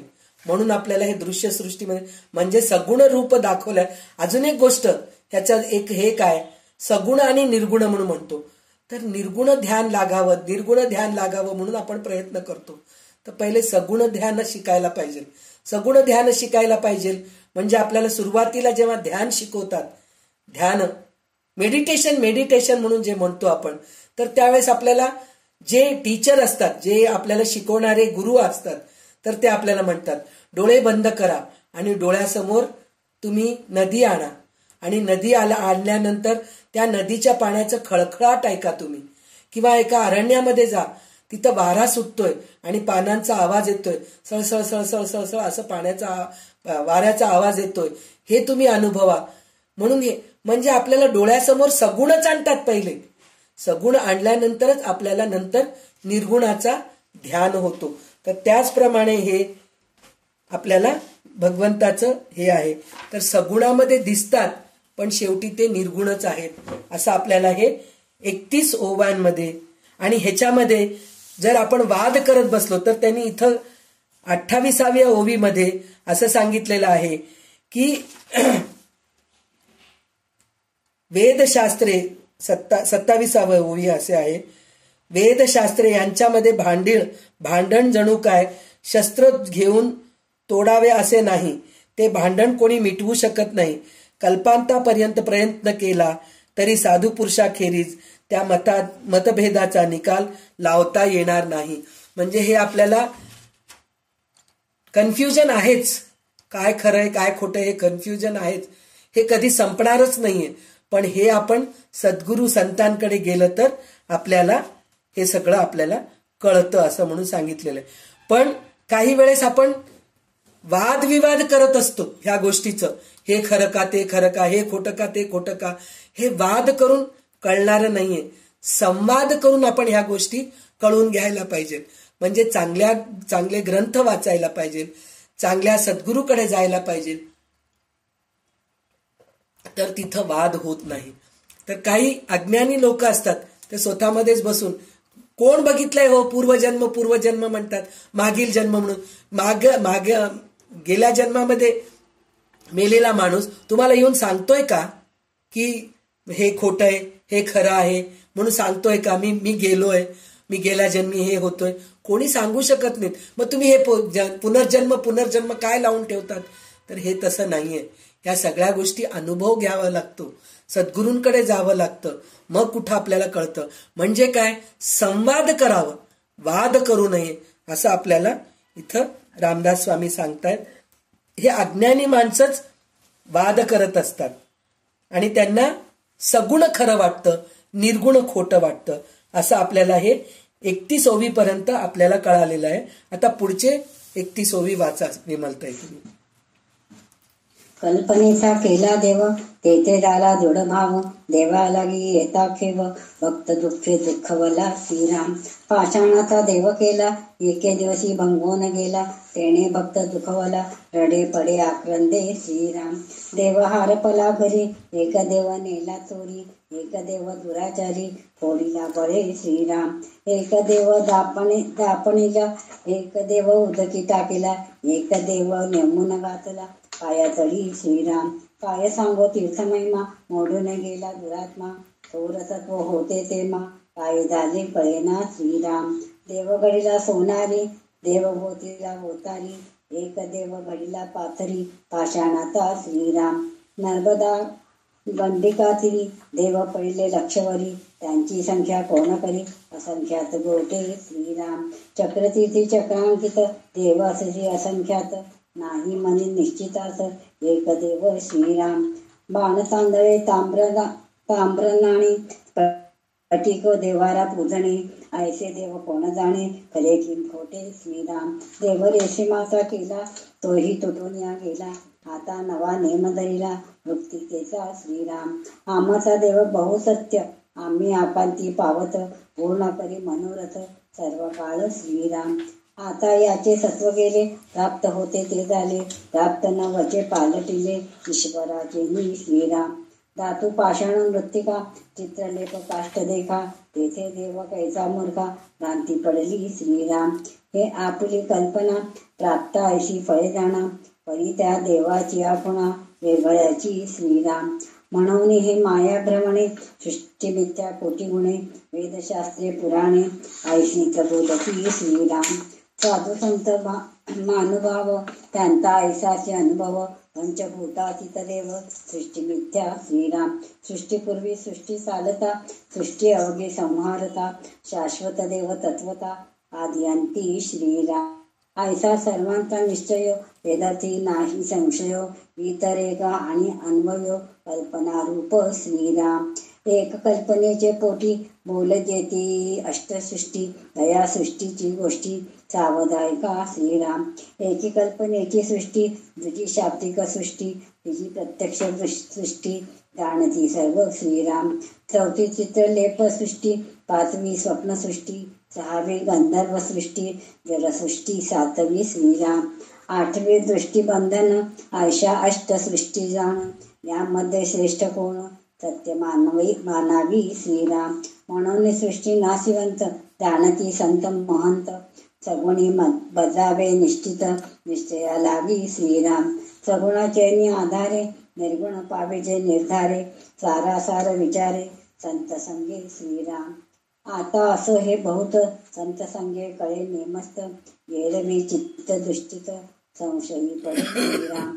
तव शिष्य क्षेपिले, सृष्टी मिथ्या ऐसे कळले, परी हे अवघे नाथिले, तरी दिसते का श्रीराम. दृश्य प्रत्यक्ष दिसते, म्हणून सत्याची वाटते. यासी काय ते करावे ते, सांगा स्वामी श्रीराम. ज्याचे प्रत्युत्तर भले, पुढीले समासी बोलिले, श्रोता श्रवण केले, पाहिजे पुढे श्रीराम. एवं सृष्टी मिथ्या जाणोनी रक्षावे सगुण, ऐसी हे अनुभवाची गुण, अनुभवी जाणती श्रीराम. इति श्रीदास बोधे गुरु शिष्य संवादे, सृष्टी कथन नाम सहावा संपन्न. तर आता आपल्याला इथं कशामध्ये देव बघतो अज्ञानी माणूस, हे आपल्याला इथं रामदास स्वामी सांगतायत. तर आणि त्याचं दुःख होतं आपल्याला त्या गोष्टीचं. म्हणजे आपण गणेश चतुर्थीला गणपती पार्थिव गणेशचं प्राणप्रतिष्ठा करून स्थापना करतो. 10 दिवस त्याला नैवेद्य दाखवतो, त्याच्यामध्ये देव पाहतो आणि म्हणतो, देव पावला हो आम्हाला, आम्ही गणेश चतुर्थी करतो, किती छान होतं, आम्हाला त्या सगळ्या गोष्टीचा खूप चांगला फायदा झाला बरं का. माझ्या मुलाला छान नोकरी मिळाली, माझ्या मुलीचं लग्न ठरलं, असं सगळं आपण म्हणजे त्या मूर्तीमध्येच आपण देवाला बघितलं. पण 10 दिवस झाले, अनंत चतुर्दशी आली की त्या मूर्तीला परत आपण जाऊन उत्तर पूजा करतो, पुनरागमनायचं म्हणतो आणि जाऊन पाण्यामध्ये त्याचं विसर्जन करतो. म्हणजे विसर्जन केलं की देव गेला का हो? नाही गेला, देव गेला नाही. देव नुसतं मूर्ती पाण्यामध्ये गेलेले. पण आपण म्हणतो का गणपती गेले गावाला, चैन पडे ना आम्हाला, हे म्हणतो. पण गणपतीला पूजायचं विसरतो का आपण? नाही विसरत. परत गणपतीचं अथर्वशीर्ष म्हणतो, स्तोत्र म्हणतो, देवाची पूजा करत असतो घरामध्ये. देवाचं पुन्हा आपण त्या मूर्तीचीच पूजा करतो, नाही म्हणून म्हणत नाही. पण जसं आपण पार्थिव गणेश मातीचा आणतो आणि पाण्यामध्ये विसर्जन करतो, तसंच आज आपल्या देवाऱ्यामध्ये असलेले देव सुद्धा कधी ना कधी ते विसर्जन होणारच आहेत. विसर्जन होणार आहेत म्हणजे काय, त्याचं खंड होणार आहे. फोटो आहे, देवाचा फोटो आहे, ते कधीतरी फुटणारच आहे. काचेचा असतो म्हणून. लाकडाचा आहे, कधीतरी जळणारच आहे. मूर्ती आहे, दगडाची मूर्ती आहे, खाली पटून पुडणारच आहे. आणि सगळ्यात मोठं आश्चर्याची गोष्ट म्हणजे आपण ज्या मूर्ती घेतो, धातूची मूर्ती, दगडाची मूर्ती घेऊन आपण जे पूजा करतो की नाही, पूजा करून करून त्या मूर्तीचे डोळे, नाक सगळे झिजून जातात. ते देवाचं नुसतं असं उभं हेच दिसतंय, डोळे दिसत नाहीत, नाक दिसत नाही, म्हणजे ते झिजून जाणारे आहेत. म्हणजे अभिषेक करून, आणि आपण मोठ्या अभिमानाने सांगतो, ही मूर्ती ना आमच्या पणजोबाच्या काळची आहे हो म्हणून म्हणतो. ते पणजोबा अभिषेक केलेत, मग आजोबा अभिषेक केलेत, मग आपल्या वडील अभिषेक केलेले असतील, मग आपण त्याची पूजा करतो. ते पूजा करून करून त्याला गंध लावून लावून, त्याला ब्रश लावून धुवून स्वच्छ व्हावं म्हणून. आता पितळाची असेल तर पितांबरी लावून घासून स्वच्छ करतो, ऊर्ध्वार्चन केलो आपण म्हणून. ते सगळं करून करून मूर्ती झिजणारच आहे ना, दगडाची राहो अथवा. आणि आपल्याला देवस्थानी, मोठमोठ्या देवस्थानी गेल्यानंतर देवाचे फोटो काढू नये म्हणून म्हणतात, आणि प्रत्यक्ष देवाची आपल्याला अभिषेक करायला देत नाहीत. त्याचं कारण काय, ते झिजतं. उत्सव मूर्ती म्हणून छोटं असतं पहा, त्याचा आपल्याला अभिषेक करायला देतात. त्याचं कारण काय, उत्सव मूर्ती आपल्याला बदलता येते, पण मोठं विग्रह जे असतं, मोठी मूर्ती असते, त्याला आपण पुन्हा बदलता येत नाही. म्हणून त्या देवाची सारखं सारखं आपल्याला अभिषेक करू देत नाहीत. त्याचं कारण हेच असतं की जे बनवलेलं आहे ते सगळं नासतं असं म्हणून सांगितलंय. आता त्याच्यामध्ये त्यांनी अजून एक गोष्ट काय सांगितलेलं आहे की चक्रवर्तीमध्ये आता आपण कुठे देवांना गोळा करतो, नर्मदेमधल्या गोट्या, त्याला आपण शिवलिंग मानतो हो की नाही. तिकडल्या जर दगड आणून आपण आपल्या देवाऱ्यामध्ये ठेवलो तर त्याला प्राणप्रतिष्ठा करायची गरज नाही असं म्हणतात लोक. त्याचं कारण असं आहे की तिकडलं जे दगड आहे ते शिवलिंगाचेच प्रतीक आहेत असं म्हणून म्हणतात. आणि गंडकी नदीमध्ये जे दगड मिळतात, ते गंडकी नदीमधले दगड जे असतात त्याच्यामध्ये ते पाण्यामध्ये राहून राहून त्या दगडांना आकार मिळायला असतं. सुदर्शन चक्राचं शालिग्राम, म्हणजे तिकडले दगड जे आहेत ते शालिग्राम म्हणून म्हणतात. तर काही सुदर्शन चक्र शालिग्राम असतं, काही शंख शालिग्राम असतं, काही विष्णू शालिग्राम असतं, काही शंकर म्हणजे त्या प्रकारे आपल्याला तिकडं त्या दगडांमध्ये आकार निर्माण होतं. तिथं कोणी आकार निर्माण करत नाही. त्याचं अजून एक उदाहरण म्हणून म्हणलं तर विशाखापट्टणम की विजयवाडामध्ये आपण एक गुहा आहे, त्याचं नाव अरकू व्हॅली, अजून एक आहे त्याचं, अजून एक नाव मला लक्षात येत नाहीये. तिथं जर आपण गेलो तर तिथं डोंगरामधून पाणी पडत असतं, थेंब थेंब थेंब थेंब पाणी पडत असतं. आणि खाली पण डोंगरच आहे, म्हणजे दगड आहेत. त्या दगडांवर ते पाणी पडून पडून काही ठिकाणी पादुका निर्माण झालेले आहेत, मोठं पादुका. मग त्याला नमस्कार करतो आपण, काय म्हणतो, अरे हे मारुतीचं पादुका आहे हो, केवढं मोठं आहे पहा, म्हणून असं म्हणतो. पण त्याचं कारण काय हे आपण कल्पना करतोय.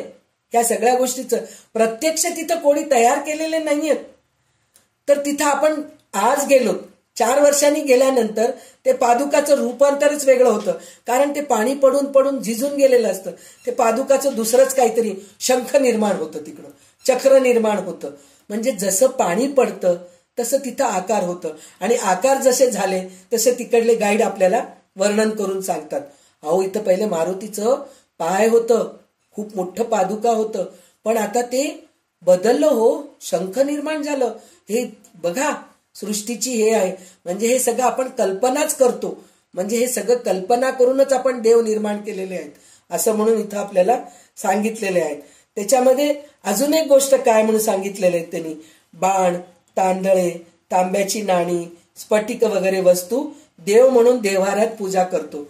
कोणी आपण संतांकडे गेलो, सगळ्यात आश्चर्याची गोष्ट म्हणजे संत आपल्याला एक 10 रुपयाची नोट देतात, प्रसाद म्हणून देतात. ते 10 रुपयाचं ते ना आपण आपल्या लॉकरमध्ये ठेवलं ना भरभराटीला येतो हो, म्हणून ते आपण ते 10 रुपयाचं नोट किंवा 10 रुपयाचं सिक्का आहे हे आपण देव्हाऱ्यात ठेवतो.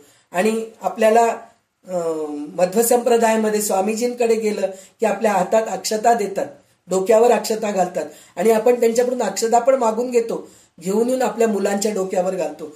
म्हणजे तांदुळाची पूजा करतो आपण. अशा प्रकारे आपण हे करतो. असं आपण कितीकी वस्तूंना देव मानतो, पण हे खोटं नाहीये, खरं आहे. त्याच्यात आपण देवत्व बघतोय, पण हे सगळे नाशिवंतच आहेत असं म्हणून ते सांगतायत. एक जण रेशमाचा देव करतो, तो तुटून जातो. एक जण मातीचा देव करतो, तो पण तुटून जातो. आणि काही लोक असा गैरसमज करून घेतात की अहो आमचा देव अगदी खरा आहे, आमच्या संकट काळी तो नेहमी आम्हाला पावत असे, आमच्या सगळ्या इच्छा तो सफळ करतो. पण हे सगळं केल्यानंतर सुद्धा तो देव नासणारच आहे ना.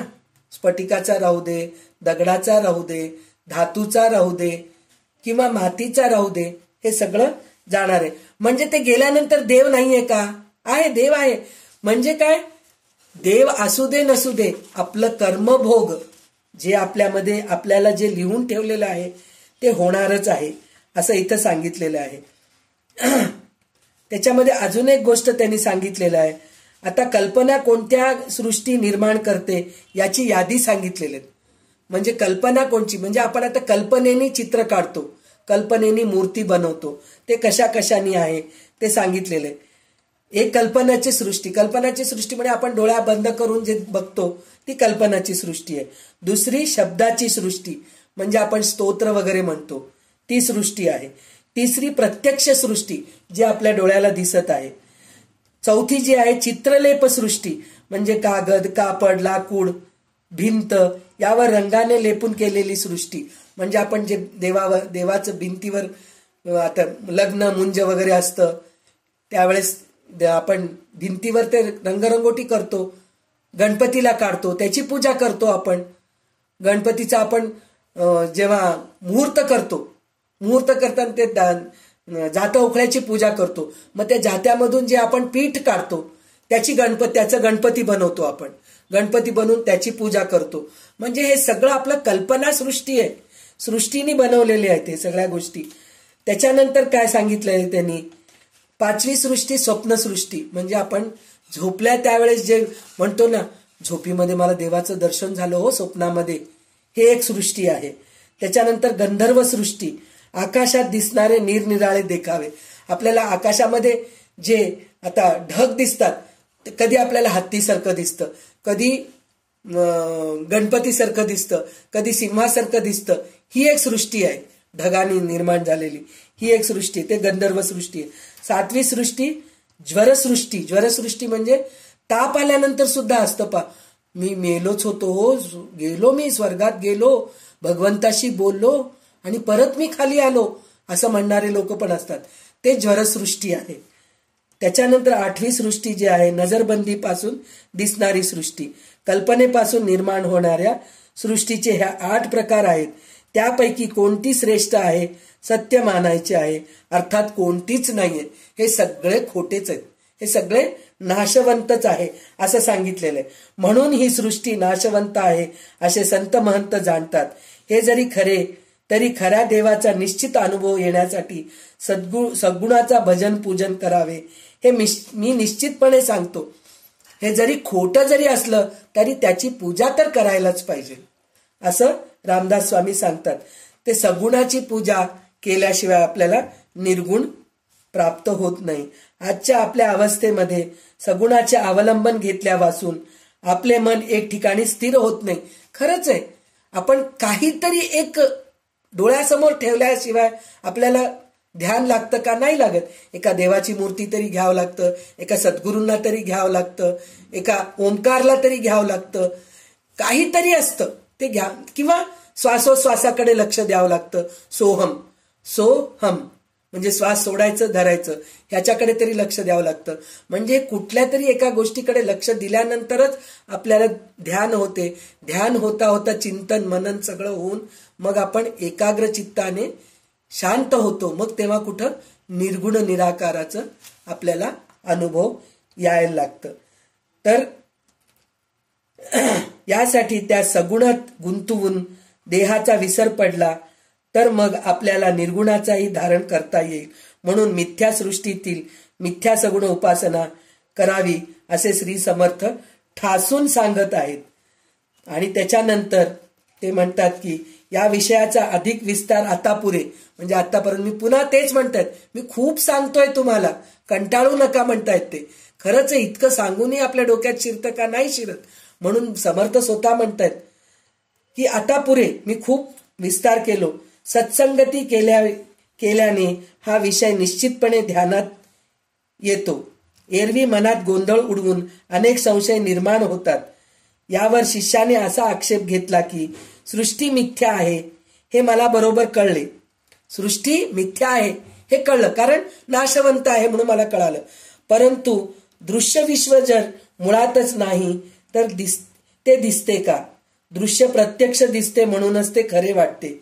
स्वामी याला काय करावे ते आपण मला सांगा म्हणून म्हणतात. याचे उत्तम समाधानकारक उत्तर पुढील समासात दिले आहे. ते श्रोत्याने पुढे श्रवण करावे. याप्रमाणे हे दृश्यसृष्टी खरी नाही हे ध्यानात ठेवून सगुणाचे रक्षण करावे, सगुणोपासना करावी, अशी ही स्वानुभवाची खूण स्वानुभवी माणसेच सांगत असतात म्हणून सांगितलंय. म्हणजे सगुणाची उपासना केल्याशिवाय आपल्याला निर्गुणाचा अनुभव येत नाही. तर आपण देव कुठं आहे, देव कुठं आहे म्हणून आपण सारखं देवशोधन म्हणून हे केलेलं आहे. तर त्याचं सुंदर भजन अभंग अरुंधती आहेस का? अरुंधती नाही. मग कल्याण ती जर असली असती तर तिच्या मुखाने आपण शोधिसी मानवा हे आपण ऐकलो असतो. तिच्या मुखाने खूप छान म्हणते. आपण प्रत्यक्ष सगळं ऐकलाच असतात. ती व्हिडिओ पाठवलेली आहे, खूप सुंदर म्हणते. कारण ती लहान, म्हणजे ती आणि मी एकाच शाळेत शिकलो. ती माझ्यापेक्षा 2 की 3 वर्षांनी सिनियर आहे. तर ती गाण्याच्या कॉम्पिटिशन मध्ये हेच भजन अभंग सारखं म्हणायची.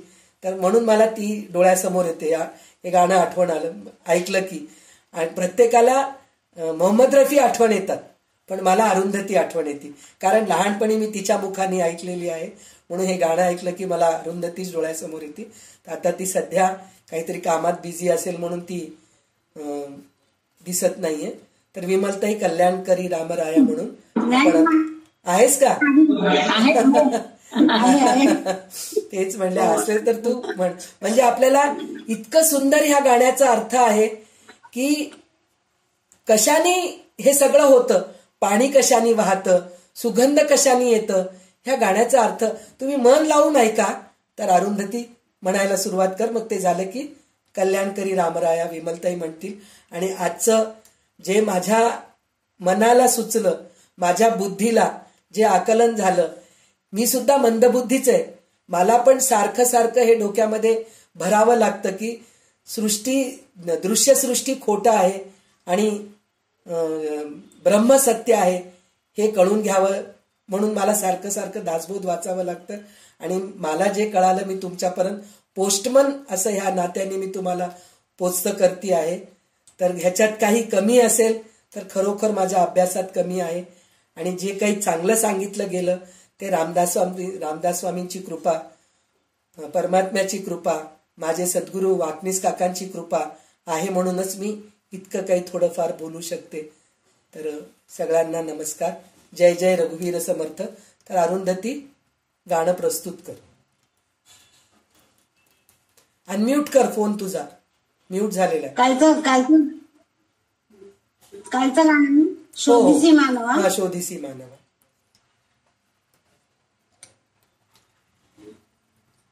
शोधिसी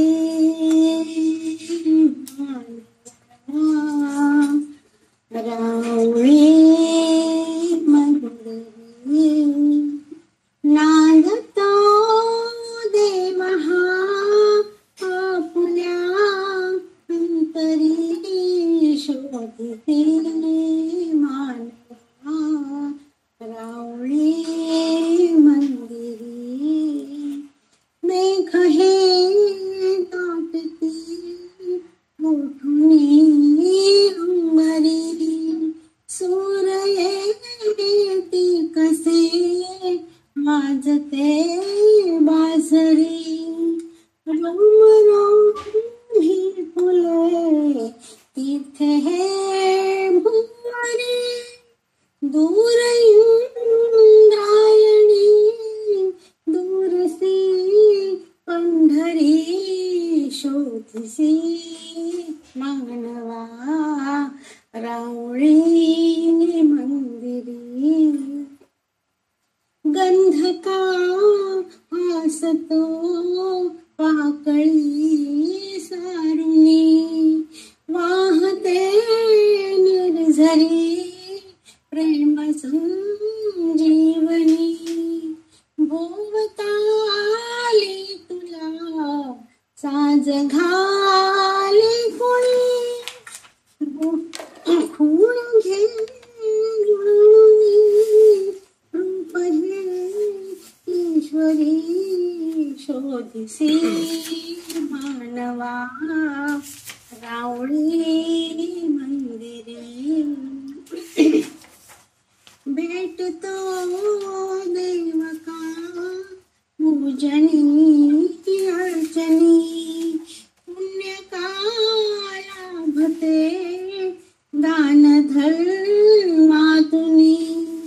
शोधले दिव्य का आपुल्या जीवनी. आंधळा खेळ हा खेळसी कुठवरी. शोधिसी मानवा रावळी मंदिरी. नांदतो देव हा आपुल्या अंतरी.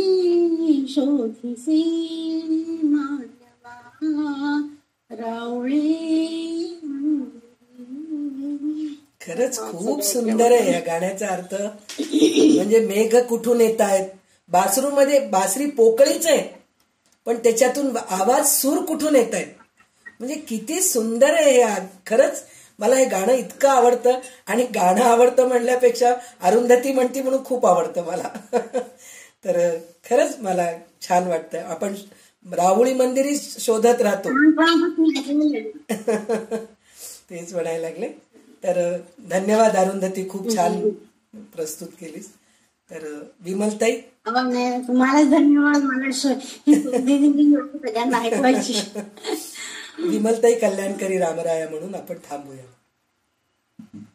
कल्याणकरी रामराया रामराया कल्याणकरी रामराया जनहित विमरी जनहित विवरी जनहित विवरी कल्याणकरी रामराया रामराया कल्याणकरी रामराया तळमळ तळमळ होतची आहे होतची आहे हे जन हाती धरी दयाळा कल्याणकरी रामराया रामराया कल्याणकरी रामराया अपराधी जन चुकतची गेले चुकतची गेले तुझा तुझी सावरी दयाळा कल्याणकरी रामराया रामराया कल्याणकरी रामराया कठीण त्यावरी कठीणची झाले कठीणची झाले आता न दिसे पुरी दयाळा कल्याणकरी रामराया रामराया कल्याणकरी रामराया कोठे जावे काय करावे काय करावे आरंभिली बोहरी दयाळा कल्याणकरी रामराया रामराया कल्याणकरी रामराया दास म्हणे आम्ही केले पावलो दयेसी नाही सरी दयाळा कल्याणकरी रामराया रामराया कल्याणकरी रामराया जय जय रघुवीर समर्थ सदा सर्वदा योग तुझा घडावा तुझे कारणी देह माझा पडावा उपेक्षी कदा गुणवंता अनंता करुणायका मागणे हे आता जय जय रघुवीर जय जय रघुवीर समर्थ.